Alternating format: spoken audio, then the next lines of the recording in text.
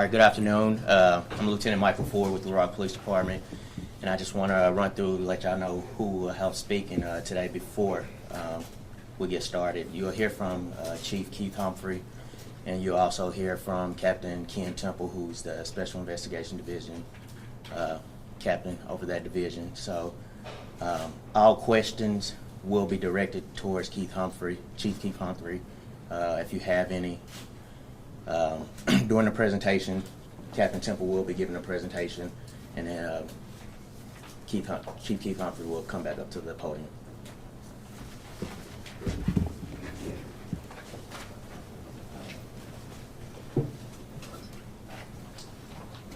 Good afternoon. Thank you all for being here. As you all know, one of the things that we pride ourselves on here at the Little Rock Police Department is transparency and the 21st century policing pillars.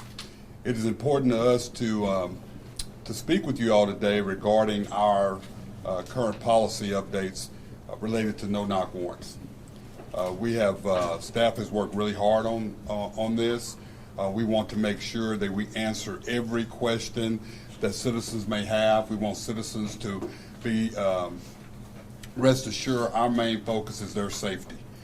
And so at this time, I would like to introduce Captain Ken Temple, who is the captain over our Special Investigations Division. He is going to make a presentation regarding the changes that have been made to our policy. Thanks, sir. Good afternoon, ladies and gentlemen. It's an honor to stand here and represent the Little Rock Police Department. I want to stress that the Little Rock Police Department is a very professional organization, a progressive organization, and as such, we strive to adhere to the 21st century policing pillars, establish best practices, and any kind of issues that we may observe or are advised of by the public. I want to give you a little background on how the Street Narcotics Unit works. It is primarily complaint-driven. Those complaints can range from a variety of different sources, such as Board of Directors, Office of the Chief of Police, anonymous complaints, or complaints, and even division commanders. The narcotics unit takes those complaints, they assign them to investigators. Those investigators then go out and they do their job. If you have this packet here with you, I wanted to briefly go over some of the arrests, warrants that we've served from 2018 and 2019. On the left, for 2018, we've had 95 warrants. 57 of those were no-knock, and we had 38 of those were knock and announce. And knock and announce strictly means that we will go up to the door, we will knock on and announce police, police, police, and we give them a reasonable amount of time before we enter the building or the structure. A no-knock has to meet certain criteria that we request through the affidavit that is submitted to a judge. The judge signs off on it, and it allows us to use a no-knock clause to enter into the buildings. In 2019, year to date, we've had 29 warrants that have been served. Of those, 23 were knock and 6 were no-knock. And you can see there is a slight decrease there. And we can attribute that to a couple different things. One is we are trying to focus and get very strong cases on street level dealers out through here. So we're spending a lot of time and effort making sure that the cases are very solid before we try to progress on them. And the other is that we have some federal counterparts who are now helping us out. They're serving a large amount of warrants themselves, and they're doing sweeps of certain areas to help us as far as street narcotics related arrests. So those are some of the reasons why we're seeing a slight decrease. Specifically, I took over on September the 2nd, 2017, and we began to look at our established divisional operating procedures. We began to look for places we could improve to adhere to, once again, the 21st century policing pillars and establish best practices across the country. We began to look at some of our DOPs, and one in particular, you guys will go to that page, it's labeled Use and Monitoring of Cooperating Individuals, and that is a divisional operating procedure 5100-8. We recognized that we had a issue, or we had an area where we could improve as far as dealing with our cooperating individuals, or CIs. We collectively as a unit out there and as a division, researched amongst other agencies across the nation to see if we could borrow from them to come up with some policies that would enhance our ability to make sure that our CIs were reliable. And as you go down through here, I've highlighted several of them. On guidelines 1, we now require each cooperating individual to be investigated at minimum annually.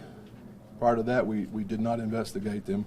And we are looking to make sure that if there's anything that could negatively affect the reliability of the CIs, so we can disqualify them. Additionally, we now require all cooperating individuals who request to participate to be thoroughly vetted prior to entry, and that also allows us to identify anything that would keep them out.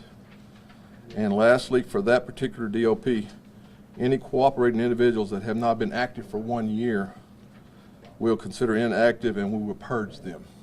To date, we have removed 59 individuals that were CIs. So we are aggressively continuing to monitor that, and the supervisors have been directed to continue to do that. Another division operating procedure that we implemented is DOP 5100-3, involves investigative procedures. And this particularly we put in there to address some of the no-knock issues.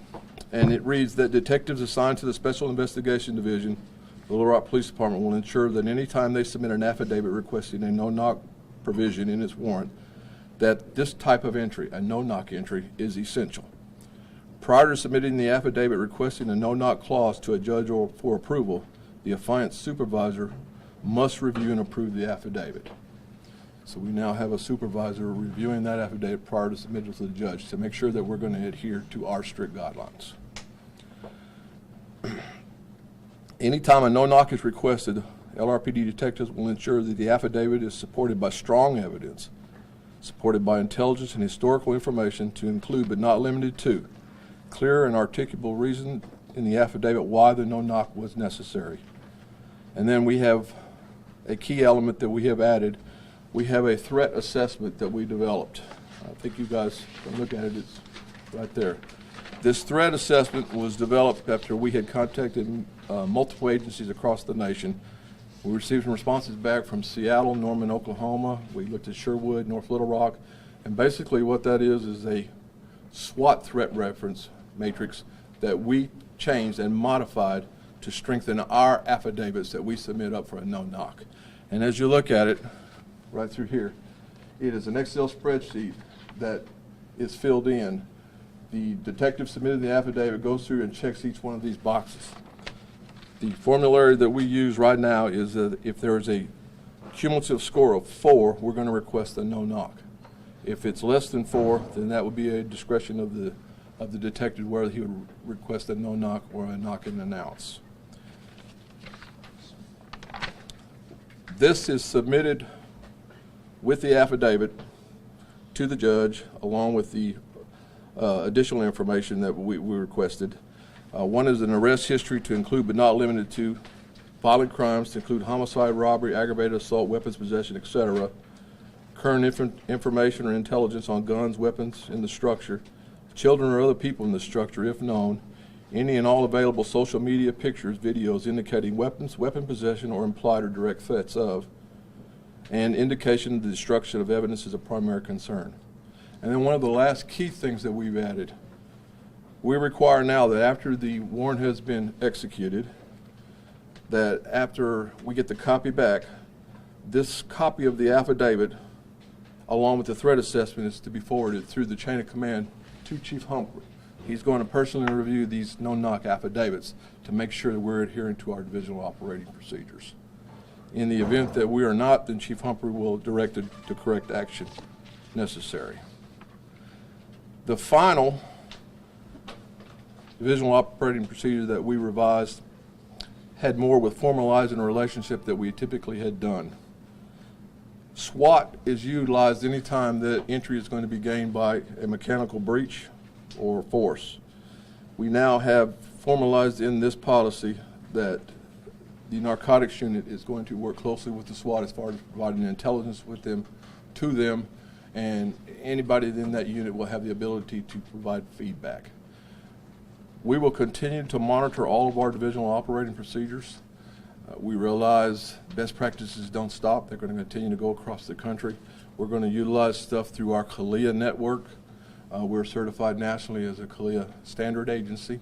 We're going to go through our Narcotics Tactical Officers Associations, and we're going to continue to request this information so we can continue to make sure that our policies and our procedures are going to make sure that the affidavits we submit up, both knock and announce and no knock, are strong, and we adhere to the directions of the Chief of Police.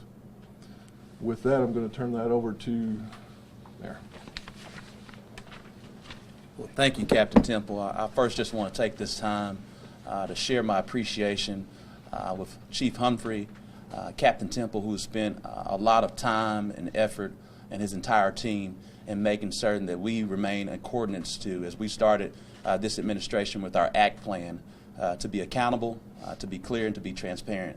And this is the fruits of that labor of being transparent and accountable. And so I just want to commend you, Captain Temple, and your entire team, as well as Assistant Chiefs Bewley, Falk, and Finks, who are all here today in unison together, as this is a part of being accountable, clear, and transparent. And thank you, Chief Humphrey, for your work as well in leading this effort to bring it to fruition. This is a serious matter. This acknowledges that whenever there's an opportunity for improvement, to lead with improvement. And so what we're saying today is that now we'll have more information detailed in our affidavits, which is great as we move forward and presenting that information to Judge Melody Martin and others throughout that process, but moving from the more detailed information with the affidavits to secondly, to make certain that we now have this threat matrix. And in addition, as Captain Temple was shared, a part of this threat matrix shows it's an extra step of accountability, not only having a sergeant that signs off, but as well as a lieutenant. And then moving from that accountability to even more accountability, that after these affidavits and these no-knock warrants are administered, that it goes up the chain of command within the chief's office to audit, to make certain that we're doing working to our best ability. And so I just want to share my appreciation to the entire Little Rock Police Department in being in coordinate with our ACT plan, which is to be accountable, to be clear, and to be transparent. And this is what 21st century policing looks like. And this is how we can have true community policing as we move forward all together. Thank you. Thank you, sir. I just want to say I'm very proud of our department. The men and women of this department have worked really hard. We heard the community. We understand the concerns. We understand that we can always do things better. I do want to thank Captain Temple and his team for working on this. They worked really hard.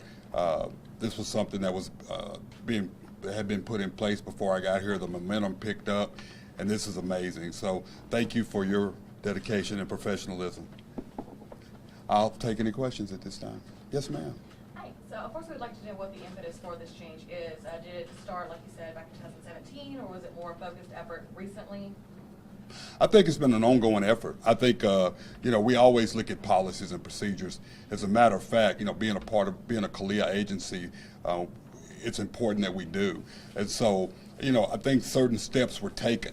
I think even back, like I said, in 2017, 2018, we were looking at this. So I don't want the community to think that it was because we were forced to do this. It was because we felt it was the best way to increase the community's trust in us, and we know that there was always a better way of doing things. I got in touch with the Washington Post reporter that did a huge story about what he described as misuse of the no-knock warrant. So I'm curious if y'all talked to Radley Balco. No, we didn't. We respect our media here. We understand that they had questions, and we like to do it. We're Little Rock strong, and so we trust and we respect our media. And if they had any concerns, I feel like we owe them the response first. With this threat assessment that you guys have now prevented any other no-knock warrants from being executed earlier this year or last year that you're aware of? And what's the difference between the previous policy in place and this one that you're implementing? I don't know. That's kind of hard to ask because each and every warrant is different. But what I think is now we actually have a policy wording in our policy as it relates to no-knock warrants.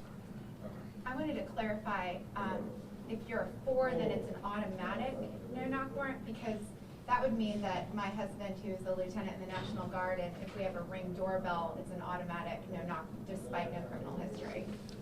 No, ma'am, a 4 is not an automatic. A 4 is a trigger that we would use if there's extenuating circumstances, like if it shows up through here, a member of the military, that would be just because you're in the National Guard. I'm retired from the National Guard. So no, ma'am, that is But he gets a 2-point for that. No, ma'am, he would not get 2 points for that. A member of the military is, trying to remember where it's at. Military or background, yes. That would be a flag to us, that if this person was a member of the military and then this person had been involved in other activities, it's not an automatic 2. Well, okay, so I'm just trying to clarify how this is calculated, because the way it says down at the bottom is yes equals 2 points. So if you are a member of the military, you don't automatically get a yes? Captain, if I can answer that? Yes, sir. I think what you have to understand is that each one stands on its own merit. That's information that's included to help us make a decision on the way we're going to approach that location. So it is taken into consideration that there are weapons. Okay, but why are there weapons there? Like you said, your husband's in the military. Okay, so all that's part of the intelligence process to ensure. So no, it doesn't automatically mean that because your husband has weapons being in the military that it's going to be a no-knock warrant. There's other intelligence that plays into that to determine at what level we would do. Yeah, that's just what I'm trying to clarify. So if Yeah. they get 4 points on this, it doesn't mean that you're going to ask for a no-knock warrant. That's just a guidance. Not necessarily. It's a guide, and I think that's what everyone needs to know. It is a guide. Now, when it hits a 4, there's going to be more and more discussion, more scrutiny on, okay, which way should we go? Should it be a knock and announce? Should it be a no-knock warrant? But it does call for us to sit down and to review it more in depth to determine which way we need to approach this situation. Yes, ma'am. Hey, I have a two-parter. The graphic we have on the first page, that refers to no-knock warrants and knock warrants as it relates to narcotics. Are there other instances in which a no-knock warrant might be used? I think, for me to answer that question, it's kind of a general question. There could be times, but I think this really what we're focusing on now are the narcotic warrants. Now, what I will say, it all depends on the information that's received, the intelligence that's received to determine what form of entry we will make. So, it's not just a cookie cutter, and I think that's one of the things that the community was concerned about. So it's not a boilerplate, it's not a cookie cutter. Each incident is on its own merit. One more question from Michael back here. Yeah, Has this policy gone into effect already? If not, when will it? it's in effect. Is it today or has it? It's been for a few weeks. The no-knock, Yeah. the policy revisions, 2 of them went in today, and one of them has been in since, I'm thinking like November or December. Do you know which is which?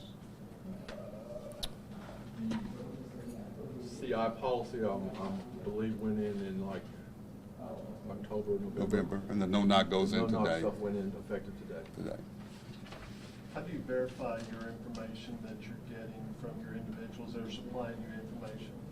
That'd be a Captain Temple. What was your question, sir?